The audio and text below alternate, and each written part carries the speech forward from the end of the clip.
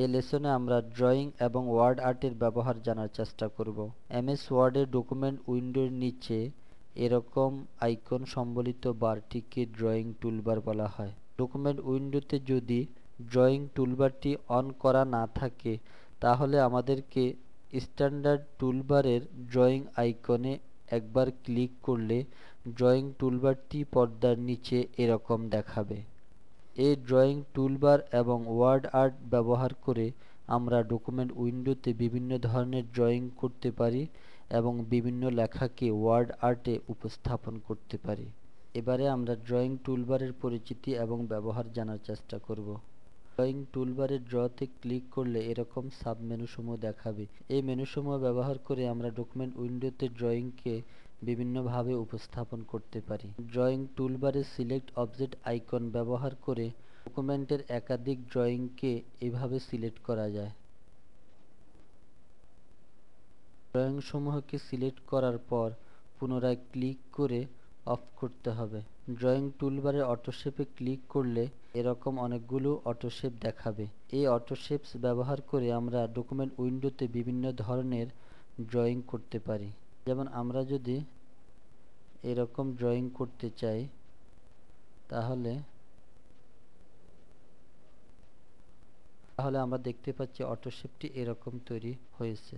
Drawing টুলবারে line icon ব্যবহার করে ডকুমেন্ট উইন্ডোতে হরিজন্টাল এবং ভার্টিক্যাল লাইন ড্রয়িং করা যায়। ডকুমেন্ট উইন্ডোর যে স্থান থেকে ড্রয়িং করার প্রয়োজন সেই স্থানে মাউস পয়েন্টার রেখে মাউসের বাম বাটন ক্লিক করে যেখানে ড্রয়িং শেষ করতে চাই সেখানে মাউস পয়েন্টার রেখে মাউসের বাম বাটন থেকে আঙ্গুল উঠালে এরকম ড্রয়িং হবে। একইভাবে আমরা যদি ভার্টিক্যাল ড্রয়িং করতে চাই তাহলে ড্রয়িং টুলবারে লাইন আইকনে ক্লিক করে মাউস পয়েন্টারকে নির্দিষ্ট স্থানে রেখে মাউসের বাম বাটন আস্তে আস্তে নিচের দিকে মুভ করে যেখানে লাইন ড্রয়িং শেষ করতে চাই সেখানে মাউস পয়েন্টার রেখে মাউসের বাম বাটন থেকে আঙ্গুল উঠালে এরকম ভার্টিক্যাল লাইন ড্রয়িং তৈরি হবে। একইভাবে ড্রয়িং টুলবারের অ্যারো আইকন ব্যবহার করে ডকুমেন্ট উইন্ডোতে বিভিন্ন বিষয়কে তীর চিহ্ন দিয়ে উপস্থাপন করা যায়।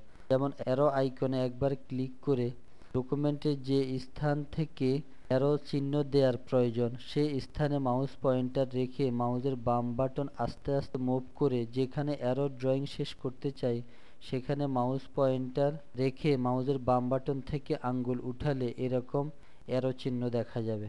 ডকুমেন্ট উইন্ডোতে কোনো চতুর্ভুজ অঙ্কন করতে চাইলে ড্রয়িং টুলবারে রেক্টাঙ্গল আইকনে একবার ক্লিক করতে হবে।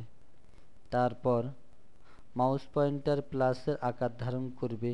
যে স্থান থেকে চতুর্ভুজ অঙ্কন করতে চাই সেই স্থানে মাউস পয়েন্টার রেখে মাউসের বাম বাটন আস্তে আস্তে ডান দিকে এবং নিচের দিকে ড্র্যাগ করে যেখানে ড্রয়িং শেষ করতে চাই সেখানে মাউস পয়েন্টার নিয়ে মাউসের বাম বাটন থেকে আঙ্গুল উঠালে এরকম চতুর্ভুজ অঙ্কন তৈরি হবে।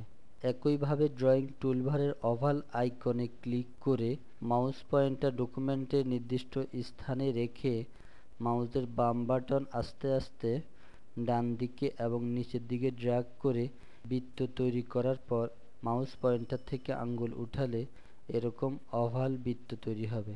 ডকুমেন্ট উইন্ডোতে কোনো টেক্সট বক্স তৈরি করে ওই টেক্সট বক্সের ভেতরে লিখতে চাইলে ড্রয়িং টুলবারের টেক্সট বক্সটিতে একবার ক্লিক করে তারপর যেখানে টেক্সট বক্স তৈরি করার প্রয়োজন সেই স্থানে মাউস পয়েন্টার রেখে মাউসের বাম বাটন আস্তে আস্তে ডান দিকে এবং নিচের দিকে ক্লিক করে যেখানে টেক্সট বক্স শেষ হবে সেখানে মাউস পয়েন্টার নিয়ে মাউসের বাম বাটন থেকে আঙ্গুল উঠালে এরকম টেক্সট বক্স তৈরি হবে। টেক্সট বক্সে এখন আমরা আমাদের ইচ্ছে মতো লেখা টাইপ করতে পারি। ডকুমেন্ট উইন্ডোতে এরকম কোনো টেক্সট বক্স তৈরি করে ওই টেক্সট বক্সের ভেতরে কোনো কিছু টাইপ করে আমরা যদি লেখাকে বড় করতে চাই তাহলে ফরম্যাটিং টুলবারের ফন্ট সাইজ বক্সে ক্লিক করে ফন্ট সাইজ নির্ধারণ করলে লেখা ওই অনুযায়ী বড় হবে। টেক্সট বক্সের লেখাকে বোল্ড করতে চাইলে ফরম্যাটিং টুলবারের বি আইকনে ক্লিক করতে হবে। এবারে আমরা টেক্সট বক্সটিকে যদি একটু ছোট করতে চাই তাহলে কিবোর্ডের অল্ট কি চেপে ধরে তারপর এরকম আস্তে আস্তে বাম দিকে ড্র্যাগ করলে ছোট হবে।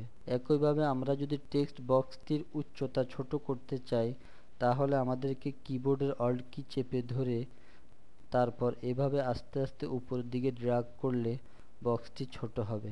এবারে আমরা যদি টেক্সট বক্সে লেখার কালার পরিবর্তন করতে চাই তাহলে এভাবে সিলেক্ট করতে হবে। তারপর ফন্ট কালারে ক্লিক করে যে কোনো কালার সিলেক্ট করতে পারি, যেমন রেড সিলেক্ট করলাম। তাহলে আমরা দেখতে পাচ্ছি টেক্সট বক্সের সিলেক্টেড লেখা এরকম রেড কালারে পরিণত হয়েছে। একইভাবে আমরা যদি টেক্সট বক্সের ফিল কালার পরিবর্তন করতে চাই তাহলে টেক্সট বক্সের ভেতরে কার্সর রাখতে হবে। তারপর ড্রয়িং টুলবারের ফিল কালারে ক্লিক করলে এরকম কালার দেখা যাবে। এই কালার সমূহ থেকে আমরা যদি ব্লু কালার সিলেক্ট করতে চাই তাহলে এভাবে ক্লিক করে সিলেক্ট করব। তাহলে আমরা দেখতে পাচ্ছি টেক্সট বক্সের ফিল কালার ব্লু কালারে পরিবর্তন হয়েছে। ডকুমেন্ট উইন্ডোতে টেক্সট বক্সকে বিভিন্নভাবে ফরম্যাটিং করার পর আমরা যদি শ্যাডো স্টাইল দিতে চাই তাহলে টেক্সট বক্সটিকে এরকম সিলেক্ট করতে হবে।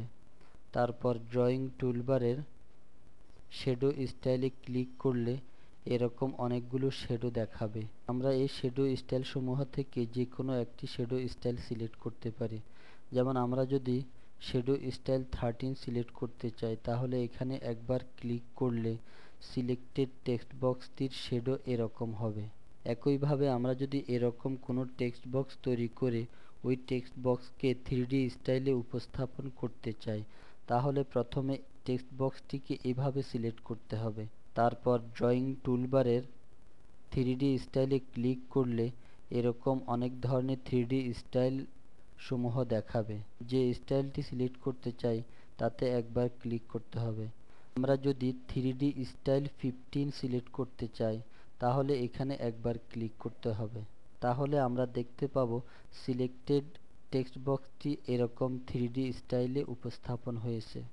এবারে আমরা ওয়ার্ড আর্টের ব্যবহার শিখব। ডকুমেন্ট উইন্ডোতে কোনো লেখাকে বিভিন্ন ডিজাইনে উপস্থাপন করতে চাইলে ড্রয়িং টুলবারের ইনসার্ট ওয়ার্ড আর্টে একবার ক্লিক করতে হবে। পর্দায় ওয়ার্ড আর্ট গ্যালারি এর ডায়লগ বক্স এরকম দেখা যাবে। ডায়লগ বক্সে অসংখ্য ওয়ার্ড আর্ট স্টাইল বিদ্যমান আছে। আমরা যে স্টাইলে লেখাকে উপস্থাপন করতে চাই সেই স্টাইলটি সিলেক্ট করতে হবে, যেমন এটি সিলেক্ট করলাম। তারপর ওকে বাটনে ক্লিক করতে হবে। পর্দায় এডিট ওয়ার্ড আর্ট টেক্সটের ডায়লগ বক্স এরকম আসবে।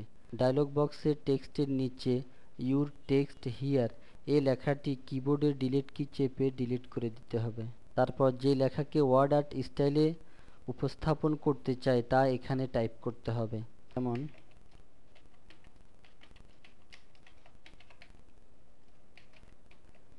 মাইক্রোসফট ওয়ার্ড এক্সপি টাইপ করলাম। সবশেষে ওকে বাটনে ক্লিক করতে হবে। ডকুমেন্ট উইন্ডোতে মাইক্রোসফট ওয়ার্ড এক্সপি এই স্টাইলে উপস্থাপন হয়েছে।